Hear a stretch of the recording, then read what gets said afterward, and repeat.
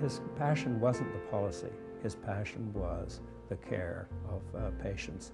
He knew it could be done better, and this drove him to come to the office even when he really was feeling otherwise, obviously very much weaker than he'd like to be, but he was still dedicated to come in and make an important, very important contribution.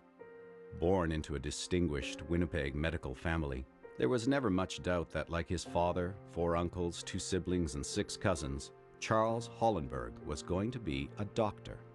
This man was first in every academic level of his career. He was the top of his class in high school. He was the gold medalist in medicine at the University of Manitoba. He was a Markle Scholar in Medical Sciences, which was a very competitive North American honor. He was a full professor at McGill University at age 37. He was chairman of the Department of Medicine at the University of Toronto and physician-in-chief at the Toronto General Hospital at age 39. This was a man who just achieved in the first part of his lifetime what many would have considered towering achievements for their entire lifetime. His research on lipid metabolism has had far-reaching effects in endocrinology, but it was as a medical administrator, first at McGill and then at the University of Toronto, that he really came into his own.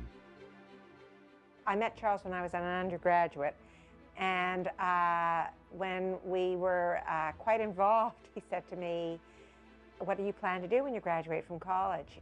And most of my friends were doing absolutely nothing except graduating. And he said if I was going to marry him, I better go to graduate school because everybody should know how to do something. There is a directness in his manner. There is a sense of purpose that is apparent to everybody, and he is straight as a die. There is no waffling on the issues. There is no politics. It's achieving the goal, having everybody understand it. And this is why he was so successful in building the premier department of medicine in Canada, pulling together people, giving them a common sense of direction, and supporting them where they needed support in order to achieve it. He was really a remarkable chair of medicine in Toronto. He's a perfectionist. He expects the best of everyone. He's very honorable, and he's extremely rational. It doesn't make him easy to live with. He has very high expectations for himself, and he expects everybody to do the best that they can possibly do. I work hard. I persevere. I do see things, and see insights, and see approaches that not everyone sees. That I do know.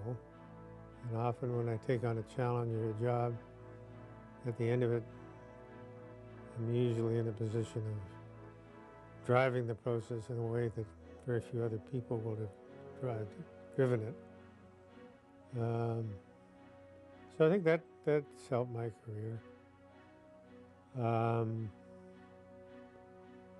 I guess I get a tremendous amount of enjoyment out of what I do, out of my work and out of my clinical responsibilities and my teaching. When you get that kind of enjoyment, you will succeed much, much more often than not. On his retirement from the University of Toronto, he took on a new challenge, the reshaping of the Ontario Cancer Treatment and Research Foundation into the internationally recognized Cancer Care Ontario. As always, he succeeded brilliantly. A few years ago, I wrote a paper on what I call a Penfield lecture, and I talked about people who made a difference in the medical academic scene, and Charlie's one of those people. Most of us, you know, would be fairly proud of making one major transformative thing Charlie's done it 3 times, and he's done it impressively 3 times.